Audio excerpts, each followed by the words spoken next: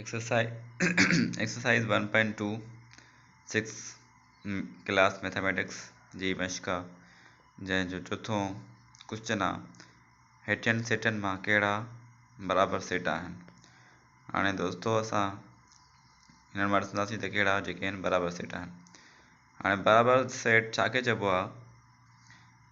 बराबरि सेट उनखे चइबो आहे जंहिंमें जेको आहे सो जेके एलिमेंट हुजनि या जेके मेंबर हुजनि उहे सेम हुजनि।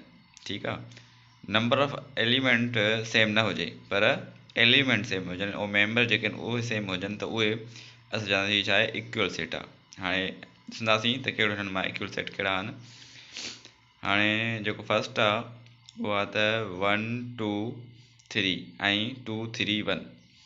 हाणे इन में जेके मेंबर आहिनि उहे सेम आहिनि यानी कि 1 2 3। हाणे उन में जेकी तरतीब आहे उहा चेंज आहे। त दोस्तो हाणे तरतीब जो उन में को मसइलो न आहे पर जेके उहे मेंबर हुजनि उहे सेम हुजनि। ठीकु आहे, त हिनखे चवंदासीं असां हीअ छा आहे बराबरि सेट आहे, इक्वल सेट आहे। हाणे ॿिए नंबर आहे PAT ऐं TAP। त हाणे हीअ बि जेको आहे सो बराबरि सेट आहे।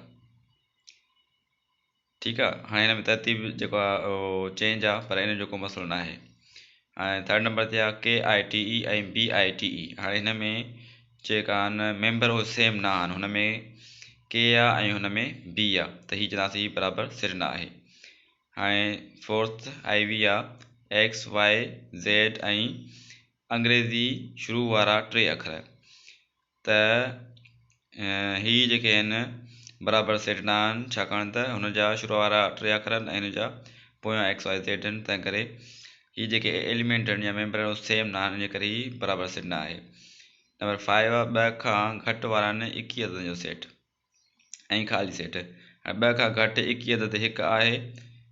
ठीकु आहे, त माना उहो ख़ाली सेट न आहे जॾहिं त ॿियो जेको आहे ख़ाली सेट आहे, त हीअ चवंदासीं बराबरि सेट न आहिनि। ठीकु आहे।